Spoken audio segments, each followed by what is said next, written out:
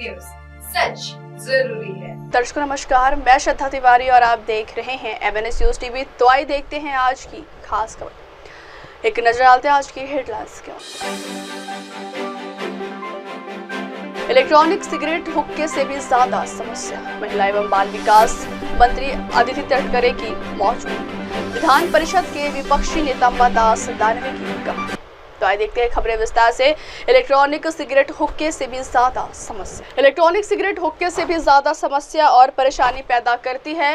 विधायक आशीष देशमुख ने विधानसभा में लक्ष्य कर मांग पेश की कि सरकार को इस पर रोक लगानी चाहिए। मुख्यमंत्री देवेंद्र फडणवीस ने कहा कि इस पर पहले से ही प्रतिबंध लगा हुआ था। हालांकि हाल के दिनों में ऐसा लगता है कि हमारा युवा डाइटिंग पर जा रहा है। हालांकि मुख्यमंत्री देवेंद्र फडणवीस ने यह भी स्पष्ट किया कि इस पर प्रतिबंध है और उन्होंने इसके खिलाफ कार्रवाई की है। अध्यक्ष महोदय, हुक्क्यापेक्षा जास्ती अडचण आणि त्रास हा इलेक्ट्रिक सिगरेट किंवा वेप याच्यापासून होत आहे। सरकार आपलं याच्यावर पूर्णपणे बंदी आणणार का?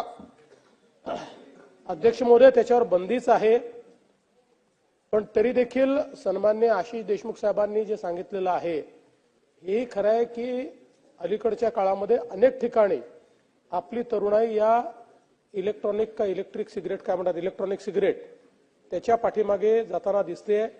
कारण त्याचं ट्रेड करणं सोपं आहे, ती लपवणं देखील सोपं आहे, पण त्याच्यावर बंदी आहे आणि मागच्या काळामध्ये आपण बऱ्यापैकी छापे घालून त्याचा व्यवहार करणाऱ्यांवर कारवाई देखील केली आहे। प्रश्न क्रमांक। अगली खबर, महिला एवं बाल विकास मंत्री अदिति तटकरे की मौजूदगी। आगामी त्योहारों एवं उत्सवों की पृष्ठभूमि में समाज में शांति एवं व्यवस्था बनाए रखने के लिए आज रायगढ़ जिला शांति समिति की बैठक आयोजित की गई। बैठक राज्य की महिला एवं बाल विकास मंत्री अदिति तटकरे की मौजूदगी में अलीबाग के योजना भवन में आयोजित की गई। इस बैठक में रायगढ़ जिला कलेक्टर किशन जावले, पुलिस अधीक्षक सोमनाथ घरगे, जिला परिषद के मुख्य कार्यकारी अधिकारी भरत बस्तेवाड़ उपस्थित थे। इस बैठक में त्योहारों और उत्सवों के दौरान शांति व्यवस्था बनाए रखने, त्योहारों को खुशी से मनाने, सोशल मीडिया को नियंत्रित करने, सीसीटीवी कैमरों को सक्रिय करने, यातायात की भीड़ से निपटने के लिए प्रभावी कदम उठाने, बिजली आपूर्ति सुनिश्चित करने, फायर ब्रिगेड और एम्बुलेंस को सक्रिय रखने और त्योहारों और समारोहों के दौरान भड़काऊ भाषणों पर प्रतिबंध लगाने सहित विभिन्न विषयों पर चर्चा और योजना बनाई गई। शांतता समितीची जिल्हास्तरीय बैठक अतिशय शांततापूर्वक आणि रायगड जिल्ह्यामध्ये सर्व धर्मांमध्ये सलोखा राहण्याच्या दृष्टिकोनातून येणारे जे आपले सर्व महत्त्वपूर्ण सण आहेत, 30 मार्चपासून पाडवा असेल, मग श्री रामनवमी असेल, हनुमान जयंती असेल, त्याचबरोबर ईद असेल, त्यानंतर महावीर जयंती असेल आणि डॉक्टर बाबासाहेब आंबेडकर जयंती असेल, ह्या सर्व सणांच्या पार्श्वभूमीवर आज ही शांतता समितीची जिल्हास्तरीय बैठक आयोजित करण्यात आली होती। वेगवेगळ्या तालुक्यातील सर्व जे तालुकास्तरीय समितीचे प्रतिनिधी असतील, त्याचबरोबर जिल्हा प्रशासन, तालुका प्रशासनातील सर्व सन्मान्य अधिकारी, जिल्हाधिकारी, पोलीस अधीक्षक, मुख्य कार्यकारी अधिकारी, इतर सर्व आणि पत्रकार, अशा पद्धतीने ही बैठक आयोजित करण्यात आली। वेगवेगळ्या सूचना आल्या, त्यातील काही महत्त्वपूर्ण सूचना ज्या आहेत त्याची दखल ही प्रशासनाने घेतलेली आहे। मग अतिरिक्त पाणी पुरवठा असेल, MSEBच्या संदर्भातल्या असतील किंवा त्याचबरोबर पोलीस प्रशासनाकडून CCTV सर्वेलन्स वाढवण्याच्या दृष्टिकोनातून असतील, ट्रॅफिक मॅनेजमेंट असेल, सोशल मीडियाचा वेगवेगळ्या पद्धतीनं जो काही चुकीचा वापर या कालावधीमध्ये होत असतो, या संदर्भातल्या काही सूचना त्या सर्व समाजातील घटक म्हणजे धर्मांच्या प्रतिनिधींकडून सुद्धा त्या निमित्ताने आल्या आणि त्याची सुद्धा योग्य ती नोंद आहे आणि उपाययोजना ह्या त्या निमित्ताने करण्याच्या दृष्टिकोनातून बैठकीमध्ये चर्चा झालेली आहे। काही नव्याने सूचना सुद्धा देण्यात आलेल्या आहेत।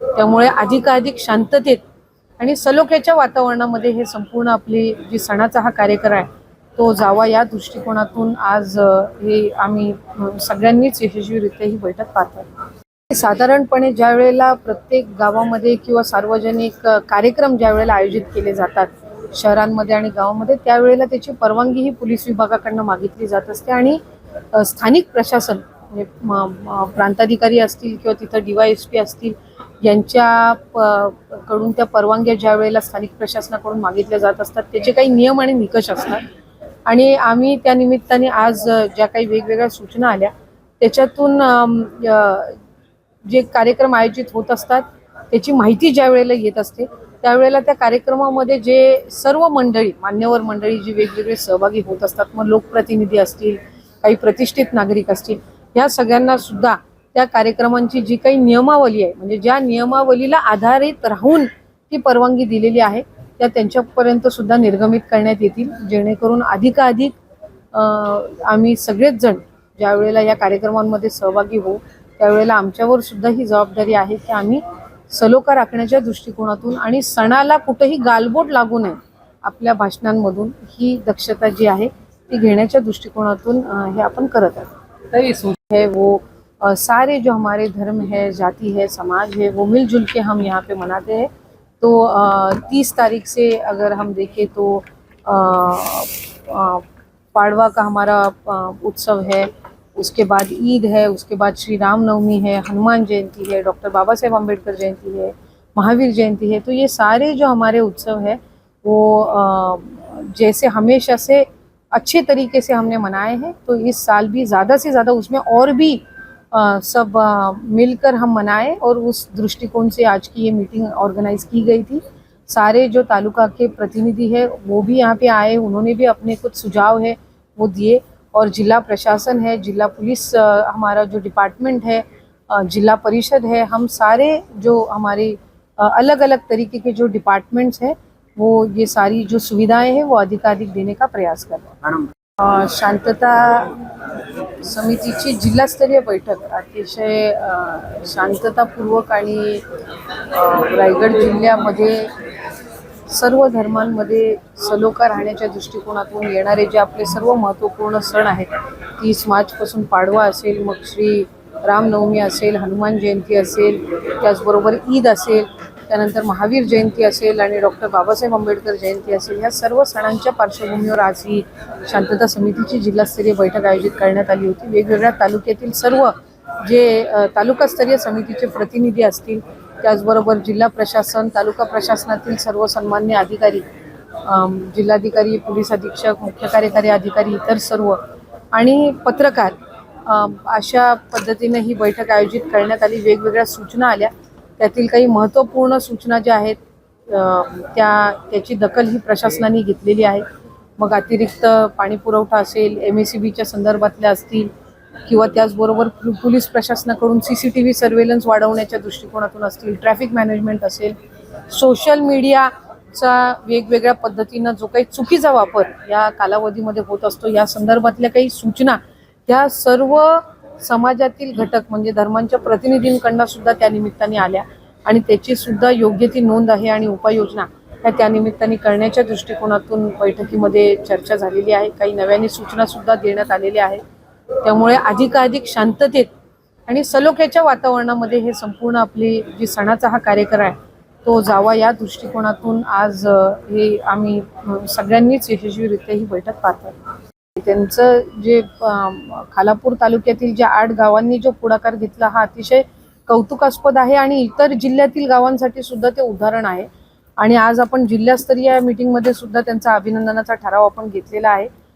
निश्चितपणाने ज्या वेळेला याची राज्यस्तरीय ज्या काही मीटिंग होत असतात त्याच्यामध्ये सुद्धा आम्ही या संदर्भातला उल्लेख हा नक्कीच करू। शेवटी छत्रपती शिवाजी महाराजांची भूमी म्हणून, राजधानी म्हणून रायगड जिल्हा ओळखलं जातं आणि त्यातलाच हा एक तालुका ज्या वेळेला असा एक स्तुतीय पाऊल ज्या वेळेला समाज आणि धर्म उचलत असतात त्यावेळेला त्याची प्रेरणा ही इतरांनी घेणं सुद्धा गरजेचं आहे। त्यामुळे आम्ही त्यांचंही अभिनंदन केलं आणि इतर तालुक्यांनी सुद्धा, गावांनी सुद्धा त्याचा आदर्श घ्यावा, इतर समाज आणि धर्मांनी सुद्धा इतर वेगवेगळ्या ज्या आहेत स्तरावर त्यांनी त्याचा आदर्श घ्यावा असंही त्या निमित्ताने माझं विनंतीपूर्वक आव्हान आहे। किती तालुक्याचे आहेत ते त्या तालुक्यामध्ये आहेत सगळे आपल्या शांतता समितीचे प्रत्येक धर्माचे तिथं आहेत प्रतिनिधी, ते निस्तरतील। ज्या वेळेला वेगवेगळ्या तालुक्यांचे तिथं येतात मग तो प्रसंग वाढतो। तर त्याच्यापेक्षा त्या तालुक्याची प्रत्येकाची शांतता समिती ही समर्थ आहे, ते त्यांच्या पद्धतीने हे करतील। तर ह्या सूचना ज्या आहेत ते आपल्या समाजाचे जे वेगवेगळे प्रतिनिधी आहेत त्यांनी आपल्या समाजांमध्ये देणं सुद्धा गरजेचं आहे। त्यामुळे ते जर झालं तर मला वाटतं बऱ्यापैकी आपण त्या ठिकाणी हे सर्वांसाठी तितकीच महत्त्वपूर्ण आहे। माझी त्या संदर्भातली सुद्धा विनंती राहील की ज्या वेळेला शांतता समितीची आपण त्याच्या सणाच्या सुदीच्या वेळेला किंवा प्रशासनाची ज्या वेळेला आपण मीटिंग घ्याल त्यावेळेला हाही विषय आपण त्याच्यामध्ये प्रामुख्याने घ्यावा की जिथे जिथे मोठमोठे कार्यक्रम आहेत तिथे आपण पुढाकारातून जर स्वच्छतेची मोहीम पण जर दुसऱ्या दिवशी राबवू शकलो, जशी आपण गड किल्ल्यांवर सुद्धा राबवत असतो अनेकदा, की छत्रपती शिवाजी महाराजांची जयंती आपण साजरी केल्यानंतर दुसऱ्या दिवशी गड किल्ल्यांवर आपण स्पेशल टीम पाठवत असतो, त्याच्यामध्ये NGO पण सहभागी होत असतात, सेवाभावी संस्था पण असतात आणि आपण तो गड साफ करत असतो. शेवटी जिथे आपले हे कार्यक्रम होत असतात तिथल्या त्या कार्यक्रमामुळे झाले, इतर वेळेशी मी म्हणणार नाही कारण ती जबाबदारी प्रशासनाची आहे, पण सार्वजनिक कार्यक्रमांमुळे ज्या वेळेला अस्वच्छता होते त्यावेळेला जर एक अशा पद्धतीचा उपक्रम जर आपण घेऊ शकलो तर आपले पुढचे सण हे आणखीन चांगल्या पद्धतीने जाऊ शकतील. कारण हे 5ही सण आपले लागून आले, एका मागोमाग एक आहे. पाडव्याच्या ह्याच्यानंतर मग ईद आहे, ईद झाली की मग हनुमान जयंती आहे, ती झालं की महावीर जयंती आहे, मग डॉक्टर बाबासाहेब आंबेडकर जयंती आहे. त्यामुळे या जर काही गोष्टी आपण केल्या तर निश्चितपणाने त्याच्यामध्ये आपण चांगल्या पद्धतीने आपण हे करू शकू. प्रसंग झाले तर काहीतरी व्हॅलिडिटी राहते आणि मग पोलीस स्टेशन मध्ये पण ज्या वेळेला ते प्रसंग सोडवायला जातात त्यावेळेला त्या अधिकाऱ्याला पण माहिती असतं की हे शांतता समितीचे आपले अधिकारी आहेत, म्हणजे हे एक समन्वय राखण्याच्या दृष्टिकोनातून आहे. त्यामुळे ती एक आपण या वेळेसपासून आपण ती सुरुवात करूया. अगली खबर, विधान परिषद के विपक्षी नेता अंबादास दानवे की गवाही। बुल्ढाना शिवनी गांव के आदर्श किसान पुरस्कार प्राप्त किसान कैलाश नागरे ने खड़गपुर नस बांध के बाएं नहर के जरिए आसपास के किसानों को सिंचाई के लिए पानी मिल सके इस मांग को लेकर कुछ दिन पहले आत्महत्या कर ली थी। इस बलिदान का कोई फायदा नहीं जाएगा, इस बात की गवाही विधान परिषद के विपक्षी नेता अंबादास दानवे ने दी। शिवसेना उद्धव बाला साहेब ठाकरे पार्टी की ओर से आत्महत्या करने वाले किसान के परिवार को उनके बच्चों की शिक्षा और पालन पोषण के लिए 5 लाख रुपए की मदद दी गई। अंबादास दानवे ने पार्टी के पदाधिकारियों से कहा कि शिवसेना उद्धव बाला साहेब ठाकरे पार्टी को कैलाश नागरे के संघर्ष को आगे बढ़ाने का काम जारी रखना चाहिए। बॅनरवर पाहायला मिळते प्रपंच घरासमोर आता मला असं वाटतं आपण याविषयी बोलू आता. पाणी वाटतं एक सिंचनाचा विषय या महाराष्ट्राचा. सरकार तर मोठ्या मोठ्या घोषणा करतो, एकीकडे विदर्भामध्ये 78,000 कोटीचा प्रोजेक्ट, इकडे मराठवाड्याच्या प्रत्यक्षात कुठंच काही नाही. प्रत्यक्षात ह्या सिंचनाचे प्रकल्प कागदावर आहे, जुने 1960चे 67चे 70चे प्रकल्प सुद्धा अजून पूर्ण झालेले नाही. आणि म्हणून निश्चित या निमित्तानं कैलाश नागरेंनी ज्या पद्धतीनं आपला जीव एक प्रकारे या सिंचनासाठी शेतकऱ्यांसाठी दिलेला आहे त्याचं एक बलिदान आहे. आणि मला असं वाटतं या भागातील जनतेला पाणी मिळालं पाहिजे, हे जर झालं तरच त्यांचं बलिदान हे व्यर्थ जाणार नाही. आणि मला वाटतं ते व्यर्थ जाऊ नये याच्यासाठी आम्ही सगळे प्रयत्न नाविन्यपूर्ण शेती करणारे कैलाश यांना आत्महत्या करावी लागते, हे दुर्दैव आहे आपल्या महाराष्ट्राचं, या भागाचं. कारण यांची मागणी जी होती खडकपूर्णा प्रकल्प जो इथे आहे, या खडकपूर्णाच्या माध्यमातून 14 गावांना पाणी मिळावं. आता याच्यात नियम कायदे मलाही माहिती आहे, परंतु त्यांनी काय खडकपूर्णाचं धरणाचं पाणी कोणासाठी राखीव असेल, हे राखीव पाणी मागितलेलंच नाहीये. जे ओव्हरफ्लो होतं वाया जातं ते पाणी मागितलेलं आहे. आणि 110 मीटर फक्त काम करायचं. कोणीतरी अधिकाऱ्याने मिसगाईड मान्य मुख्यमंत्र्यांना केलेलं आहे. 110 मीटरची चारी करणं एवढंच काम आहे आणि त्यासाठी जागा भूसंपादन कोणताही खर्च सुद्धा नाहीये. आणि मला वाटतं या कारणावरून एक शेतकरी, एक तरुण आत्महत्या करतो, हे आपलं सगळ्यांचं दुर्दैव आहे.